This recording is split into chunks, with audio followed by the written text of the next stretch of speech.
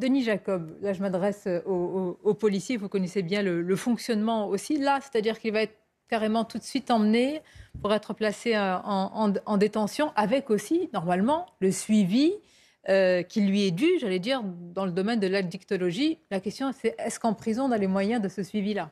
Alors, la situation qu'on nous annonce là, effectivement, est inédite, certainement parce que Pierre Palmade est une personnalité publique, et que ce qu'il a commis attire l'attention, avant d'aborder sa situation médicale, la situation des drogues, avec les accidents de la route. Et j'en profite pour dire que c'est quand même un paradoxe que nous vivons en ce moment, alors qu'on a cette affaire, il y a un mois, un rapport du Conseil économique et social et environnemental annonce son désir de voir légaliser le cannabis. Donc le cannabis plus l'alcool, c'est 29 fois un risque d'accident mortel, routier.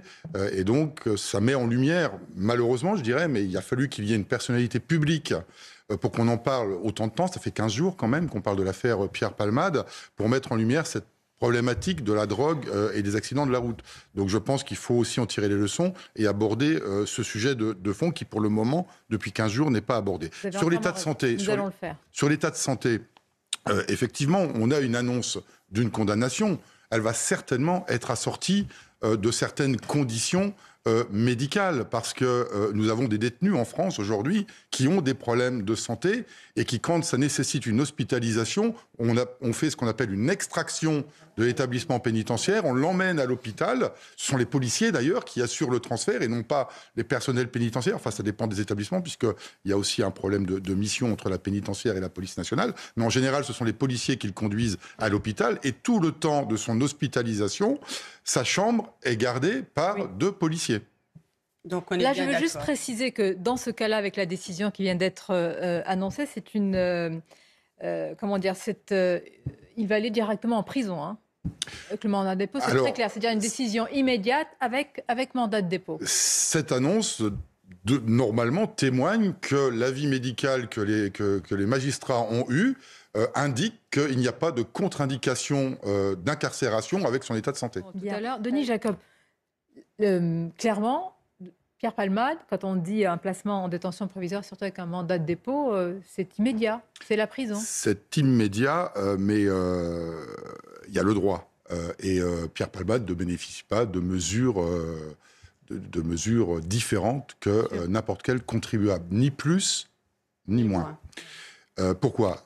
Il est clair qu'un mandat de dépôt, c'est une mise en prison immédiate, à condition que son état de santé le permette. Si son état de santé ne le permet pas, il y a deux possibilités. Soit son état de santé n'est pas trop grave et il peut aller dans un établissement pénitentiaire médicalisé, et donc là, il est pris en charge. Et si son état de santé est trop grave, il peut faire l'objet d'un mandat de dépôt à l'hôpital, gardé par des policiers. Mais pourquoi ne l'a-t-on pas alors laissé assignation à résidence à l'hôpital dans ce cas-là? Parce qu'on a une affaire qui est en cours et que les magistrats sont obligés de prendre une décision par rapport à l'affaire pour laquelle il est poursuivi, et qu'il y a des victimes, il ne faudrait pas les oublier, et que les victimes attendent une décision de justice par rapport à l'acte qu'il a commis. Et c'est ce que viennent de faire les magistrats. Ils doivent y résister. Pour une justice dont on a dit souvent qu'il fallait, elle le fait, mais qu'il fallait davantage qu'elle mette au centre, au cœur, les victimes, d'abord... Les magistrats prennent aussi en compte les antécédents de la personne mise en cause. Probablement. Et il y a des antécédents. Donc, en réalité, cette décision est presque logique. C'est ce que disait la maman de Antoine Aleno, qui a dit que justement, on n'a pas pris en considération tout le pédigré de la personne et surtout, on n'a pas mis au centre les victimes. Et justement, elle parlait même qu'il faut arrêter de dire homicide involontaire. Parce que pour elle, à partir du moment où on fait le choix, en ayant pris de l'alcool, alcoolisé ou de la drogue, on est en toute responsabilité. Tout à fait. Et là, par rapport à ce qui se passe aujourd'hui, moi, je fais partie des personnes où je dis que la symbolique de la prison, elle n'est pas la même, en fait. C'est-à-dire que la prison, tout de suite, ça pose un cadre où on sent que la justice, elle rend justice. C'est ce que ressent l'opinion. Mais moi, j'en fais partie, on en fait partie, nous aussi, l'opinion. Et effectivement, je fais partie des personnes où si on me dit il est hospitalisé, dans un cadre, effectivement, où c'est beaucoup plus aller en soins, etc. Ce n'est pas la même chose. Vous avez raison, mais notre rôle, c'est de dire aussi qu'à l'hôpital, c'est une privation de liberté, qu'il ne peut pas aller où il veut et qu'il y a des obligations. Oui, mais en même temps, Sonia, on peut parfaitement être incarcéré. Je pense que les magistrats qui ont pris cette décision savent parfaitement. On peut être incarcéré et suivre des soins en état, comme vous avez dit, monsieur, extradé. Connaissant, pardonnez-moi, mais les moyens de nos prisons, je veux pas. Sortent en fait. C'est pas. Là aussi, Il y a une vraie question. Il y a une vraie question sur ne devrait-on pas dans notre pays réfléchir à construire 1 ou 2 hôpitaux carcéraux justement pour être dédiés spécifiquement aux détenus plutôt que de les emmener dans un hôpital public où on connaît tous les problèmes des hôpitaux et puis qui prend aussi des effectifs que va-t-on vous dire que c'est à l'aune d'une affaire médiatique et d'une célébrité qu'on se pose ce genre de questions alors qu'il y a beaucoup d'anonymes certainement dans cette situation qui sont en prison et sans possibilité de se sevrer. Tout à fait. Dans cette affaire, Pierre Palmade ne bénéficie pas de mesures d'exception. Les magistrats appliquent le droit tel qu'il doit être appliqué, en prenant en compte aussi, je l'ai dit tout à l'heure, ses antécédents. De ne pas oublier aussi qu'il est poursuivi pour homicide involontaire. C'est pas rien. Il y a un bébé qui est décédé. Et moi, j'ai une pensée toute particulière pour... il y a une autre enquête sur les images. Bien évidemment. Bien sûr, ça, on va en parler. Bien évidemment qu'il ne s'agit pas d'aller enfoncer Pierre Palmade au prétexte que c'est une personnalité publique. C'est pas ça le débat. C'est de trouver l'équilibre entre la décision de justice d'incarcération et son état de santé. Et là, je vous en ai donné les explications. Et je pense qu'en fin de compte, les magistrats ont pris une décision pénale, mais la situation de Pierre Palmade demain ne va pas changer. Il restera hospitalisé le temps nécessaire que son état de santé permette. Il y a le symbole. Je voudrais de la détention, de la prison. Et c'est vrai qu'à l'aune de tout ce que l'on dit, Denis Jacob, on est presque en train d'oublier non pas l'essentiel, parce que l'essentiel restera toujours les victimes et leur état de santé, mais l'accident. Et les circonstances de l'accident, ce que vous rappelez tout à l'heure, il ne faut pas qu'on s'éloigne aussi de ce qui s'est passé et de cette tragédie. Il faut savoir, et ça c'est les statistiques de la sécurité routière, donc ça c'est pas mon avis, c'est des statistiques officielles, un accident sur 5 mortel est lié à la consommation de stupéfiants. Un accident sur 3 est lié à la consommation des stupéfiants le week-end et la nuit. Et j'en profite pour le saluer, parce que je ne suis pas toujours d'accord, mais là, il faut le saluer, le ministre de l'Intérieur, quand il pose la question du débat sur l'homicide routier, oui, il faut poser ce débat sur l'homicide routier. Parce que quand on demande la légalisation, je reviens là-dessus, du cannabis, le cannabis récréatif, alors on fume un joint, 2 joints, on boit de l'alcool, ça multiplie par 29, le cannabis plus alcool, c'est fois 29 le risque d'accident mortel. Il faut se poser la question de la responsabilité de la personne qui, consciemment, choisit de fumer du cannabis, qui consciemment choisit de consommer de l'alcool et qui va partir prendre son véhicule et tuer quelqu'un. Et il faut véritablement avoir ce débat de société aujourd'hui sur la responsabilité du conducteur qui, en toute conscience, a consommé des produits qui ne lui permettent pas de prendre le véhicule. Et donc, il faut poser ça sur la table. Et je réitère, donc, je salue la décision du ministre de poser ce débat.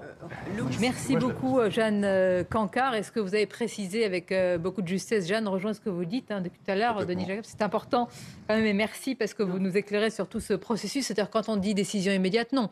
Il faut maintenant que cela soit compatible avec son état de santé. C'est-à-dire, ça peut être demain ou ça peut être dans une semaine ou dans un mois, le temps nécessaire à ce que son état de santé se rétablisse et qu'il soit compatible avec une mesure de détention provisoire. Vous nous avez donné la réponse, parce que nous nous posions la question de savoir si ces magistrats tenaient compte de ce qui s'était passé justement avec l'AVC de Pierre Palmade. En réalité, ils rendent leur décision et puis après, ils en tiennent compte pour voir quand elle peut être exécutée. La décision des magistrats de mise sous mandat de dépôt, c'est la continuité de l'affaire judiciaire pour laquelle ils se sont saisis dès le départ, sans tenir compte, ne pas dire qu'ils n'ont pas de sentiment, mais ils appliquent le droit. Ce sont des magistrats. Ils appliquent le droit. Et puis ensuite, une fois que le droit est appliqué, on voit s'il est adapté à la situation de santé de Pierre Palmade ou de n'importe quel citoyen pour dire oui, il peut aller en prison, en détention provisoire tout de suite, ou non, ça nécessite 1 semaine, 2 semaines, 3 semaines, et ça, c'est la vie médicale.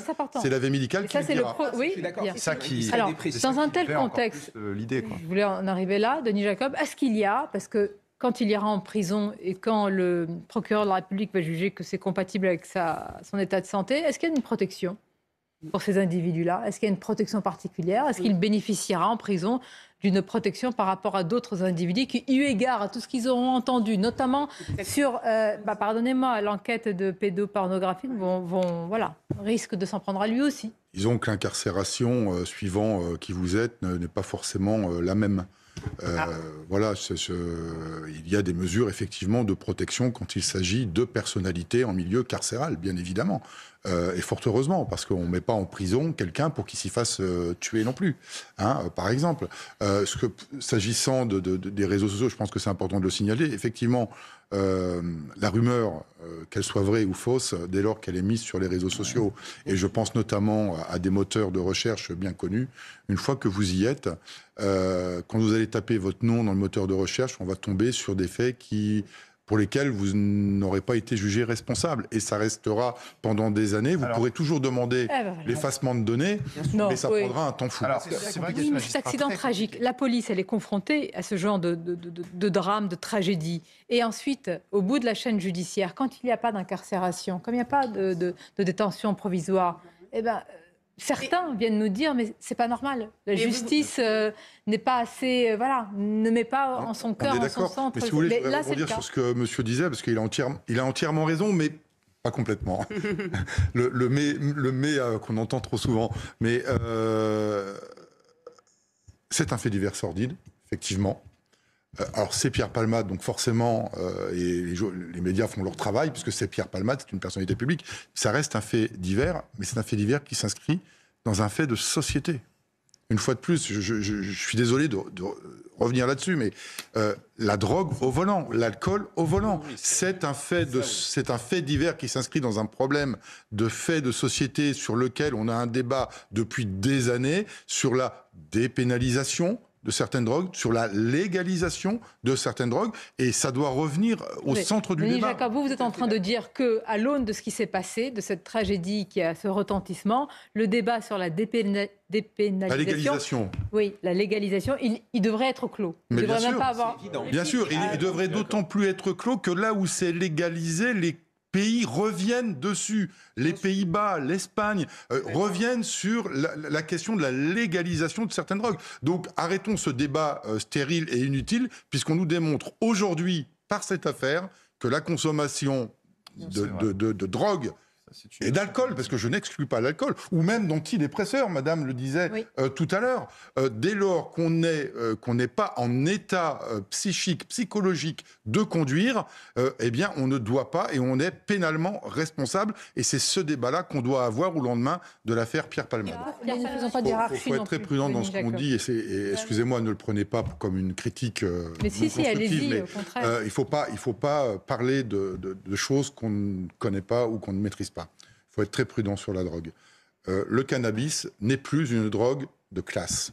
Ce n'est plus la drogue des quartiers difficiles. Le cannabis, on le trouve dans toutes les classes de la population française. Et ce qu'il faut savoir, c'est qu'un consommateur de cannabis ne va pas devenir demain un consommateur de cocaïne. Par contre, 90% des consommateurs de cocaïne ont été des consommateurs de cannabis. Oui. Voilà. Et ça, c'est important de le dire. Et c'est pas parce qu'on consomme du cannabis qu'on va passer à l'héroïne et après à la cocaïne. Par contre, la cocaïne reste quand même malgré tout, de manière globale, une drogue de classe. Je suis désolé de le dire, mais on ne retrouve pas la cocaïne dans tous les milieux des classes de la population. Merci.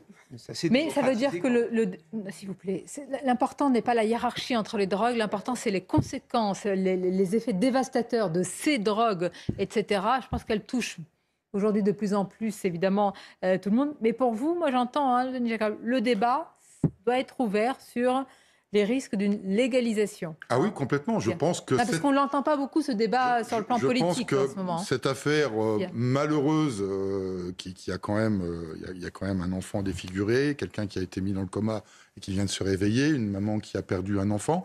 Je pense qu'il faut que cette affaire serve de leçon.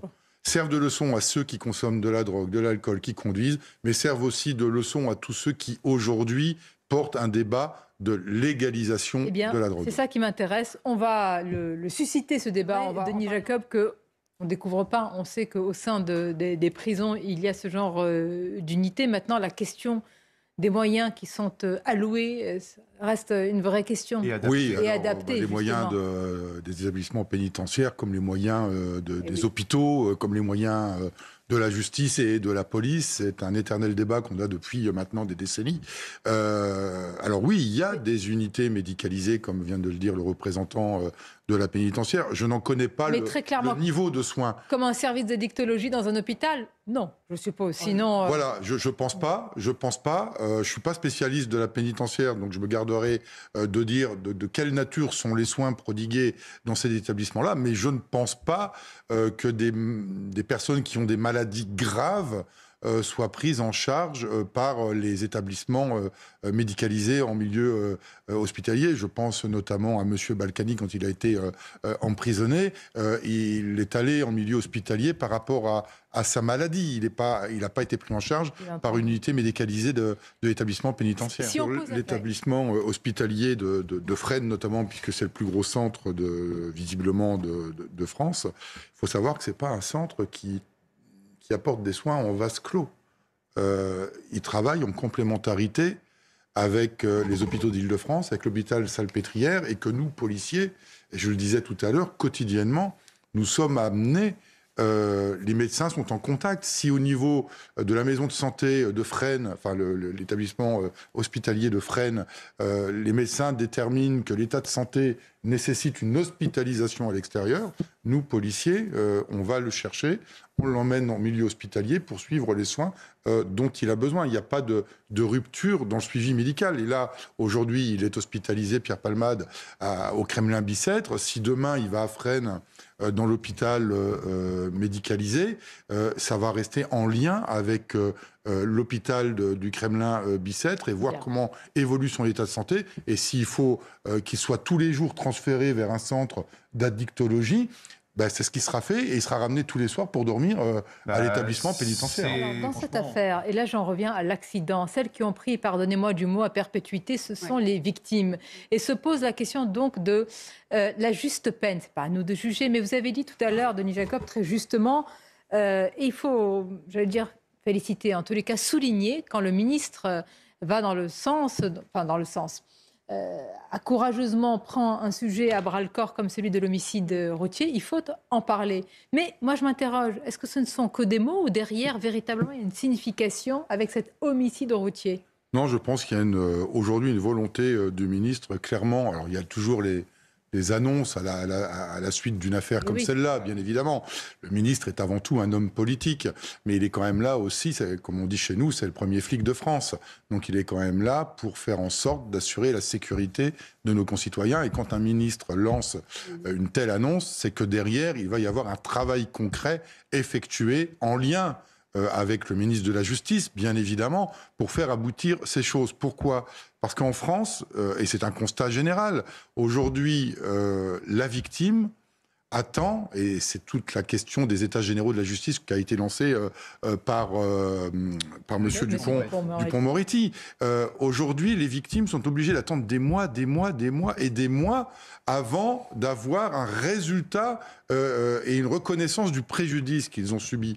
Donc, la justice a besoin d'aller de plus en plus vite. Et il y a des réformes en cours, notamment de simplification de la procédure pénale, une réforme, et ça c'est ce que nous on appelle de nos voeux au titre d'Alternative Police, un vrai dépoussiérage du code de procédure pénale et du code pénal, parce qu'il y a besoin d'actualiser tout ça pour rendre une justice juste, bien évidemment, mais plus rapide, et puis de donner à la justice les moyens de faire son travail, comme ça a pu être fait encore très récemment pour la police nationale, avec 15 milliards d'euros pour la sécurité en France.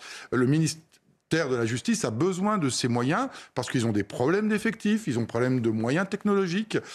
Aujourd'hui, on arrive encore le plus grand mal de transmettre numériquement la procédure de la police vers la justice.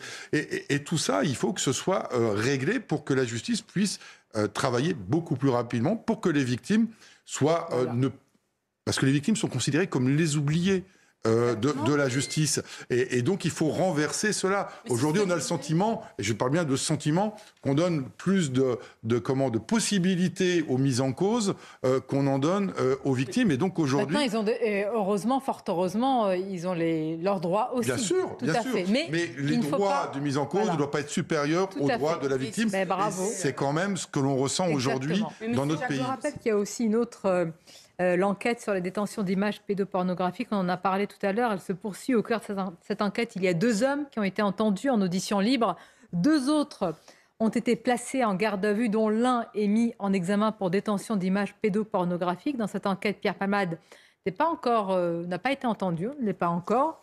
Il est présumé innocent. C'est une enquête aussi qui est en cours. Il y a l'enquête sur l'accident aussi, avec l'interrogation que je vous relayais tout à l'heure, c'est-à-dire pourquoi il n'y a pas ces campagnes de prévention. J'allais dire que c'est presque évident, parce que c'est interdit de consommer de la drogue, d'abord tout court, et qui plus est en prenant le volant. Mais est-ce qu'il n'y a pas une forme d'hypocrisie terrible, Denis Jacob, justement, de ne pas faire ces campagnes de prévention? Je vous poserai la question, Laura, tout à l'heure. Alors que...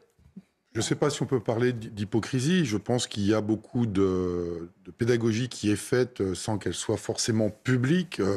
Mais alors, quelle valeur a-t-elle? Qui est dans l'enseignement. Je pense qu'il y a je sais que les policiers, les gendarmes interviennent en milieu scolaire, notamment pour sensibiliser les jeunes par rapport à la drogue. Non, mais vous avez raison, c'est un travail de fourmi. Est-ce qu'il ne faut pas des campagnes coup de poing qui montrent, pardonnez-moi, on a eu des campagnes pour l'alcool, la prise d'alcool, qui était d'ailleurs terrible mais lucide, par les conséquences et les images terribles qu'elles ont montrées. De mémoire, il me semble qu'il y a eu des spots publicitaires de la sécurité routière. Même vous dites de mémoire. Ça reste, oui, parce que c'est la principale préoccupation depuis des décennies, ça a été l'accidentologie liée à la consommation d'alcool et que la majorité des spots qui ont été faits par la sécurité routière portaient pourquoi c'est à la sécurité routière et à d'autres. Mais pourquoi pas? D'accord, sécurité routière, mais pourquoi pas sur la prise de drogue?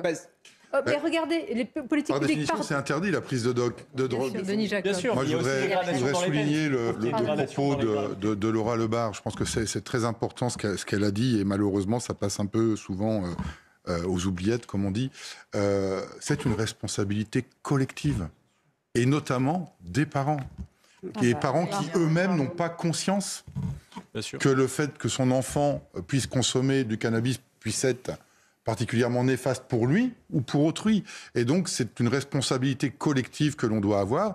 Et avant de parler de répression, je suis fonctionnaire de police, donc je peux en parler, mais il faudrait peut-être parler de la dissuasion, de la prévention, de la pédagogie qu'on doit faire auprès des enfants sur le fait que c'est un fléau, que ça nuit forcément à lui pour sa santé, mais aussi potentiellement que ça peut être un danger pour les autres. Et je pense que là aussi, il faut peut-être collectivement...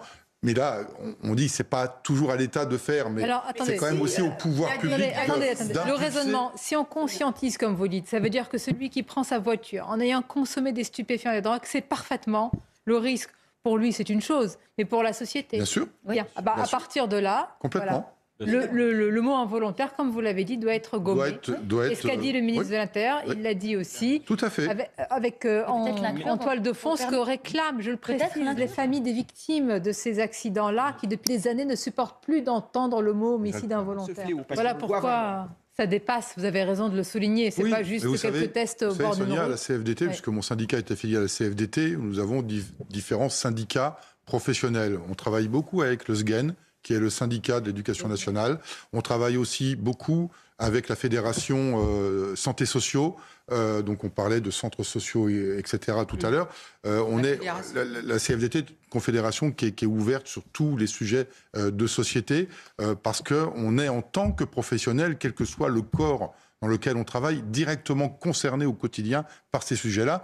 Et effectivement, je rejoins Laura Lebar une fois de plus là-dessus. Je pense qu'il faut effectivement ouvrir un débat sur toute cette problématique des drogues et des drogues de synthèse qui est un Eh bien, on le prolongera ensemble. En tous les cas, merci pour vos expertises respectives. Merci d'avoir été avec nous, Midi News.